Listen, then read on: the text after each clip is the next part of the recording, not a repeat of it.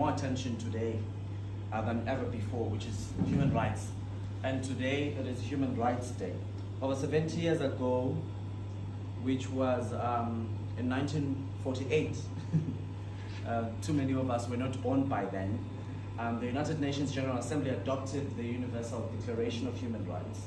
And the proper implementation, though, would not be until later in 1950, when all states and entrusted organizations were invited to adopt this declaration. Since then, this day has been annually commemorated to celebrate human rights. Equally, this day comes after the UN Women's 16 Days of Activism, which begins every November 26th, culminating to this day, December 10th, which is Human Rights Day. The main aim of the 16 days is raising awareness of the dire experiences of many who continue to experience sexual and gender-based violence. Now, the declaration emerged through the wreckage of the unthinkable horrors of the Second World War.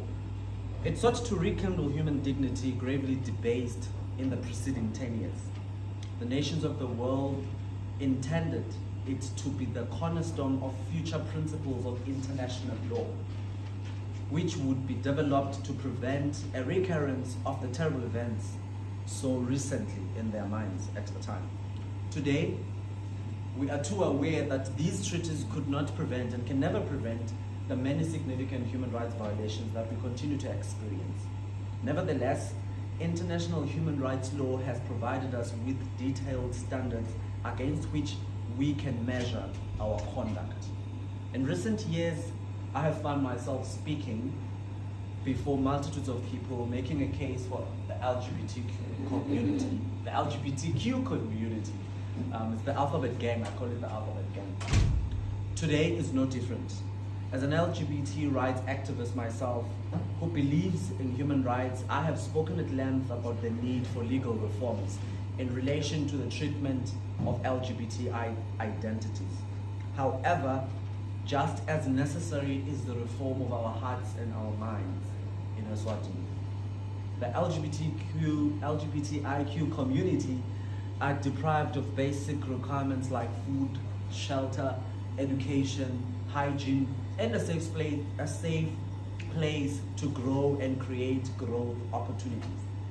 As a step towards maintaining peace and sanity in this ever-growing, greedy and violent world, and we know these two words in Eswatini, right? These should be issues of the past. In the last few years, we have made great strides in advancing human rights and the institutions that protect them. We are LGBTQ organizations gathered here today. That's testament to that. More people are pursuing democracy. We are seeing it happen in our country. And even more are calling for increased accountability through transparency. We are all here today expanding the protection of human rights, contributing to the end of sexual and gender-based violence, and defending the freedoms of association, assembly, and expression. And that is great work that we are all doing here today. We all in here today, in promoting these liberties rather, and pushing back against tyranny, corruption, and oppression, I have recognized personally that universal human rights are fundamental freedoms not meant to be a museum. They are the birthright of people everywhere, people of all creeds, people like ourselves in this room today. History ultimately moves in the direction of justice and inclusion, and we shall see this in our time. We have seen with the project of the decolonization, we have seen with the fall of apartheid, and we have seen so many examples of how justice and inclusion prevails. However, despite the tremendous progress, an undemocratic government led by a tyrant in Eswatini has posed significant challenges for us. We should never retreat, and we should never surrender. Our collective duty is to continue striving for a world where nobody is left behind, nobody is forgotten, and nobody is mistreated. A world where we reconcile with the reality that societies that draw on the contributions of every citizen are stronger. Far too many people worldwide are still denied their human rights and fundamental freedoms. Eswatini must not be a statistic. We must work to end the discrimination of LGBTI individuals too often feeling, we must end the discrimination that LGBT individuals often feel. People with disabilities, immigrants, women and girls of all ages, and members of religious, ethnic, and other minority groups. And we must strengthen our ongoing efforts to rid the world of violence, oppression, and discrimination. Like our very own colonial common law offense of sodomy, of course I was going to speak about this one. Laws that criminalize same-sex relations give rise to several separate but interrelated violations. We saw in the video earlier where someone was talking about how no one has recently been arrested under this colonial common law offense. But the fact that it exists, it creates these interrelated violations.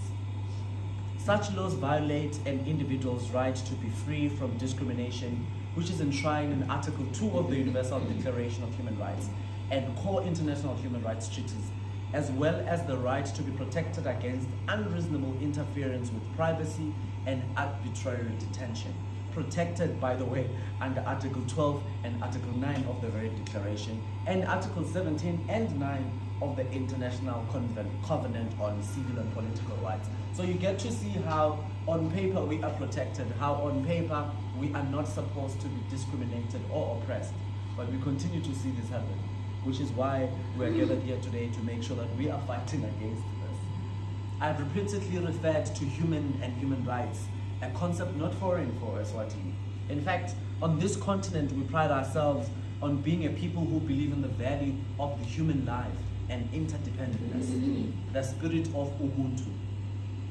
This work cannot bear fruits if we are not all committed to social justice for everyone. The results of attaining equality depends on the commitment of every one of us because we rely on humanity to carry us through. Today, we have all showcased in our numbers here today. It's a very big number, believe you me. And we have showcased that we shall not allow injustice to prevail. I'm counting on the humanity of every one of you here today, those who are following through social media and those who might be following through mainstream media in the days to come, to see the work through. For when we look at each other, we should see ourselves, regardless of the multiple social positions that we occupy. We are brothers, we are sisters, and we are a family.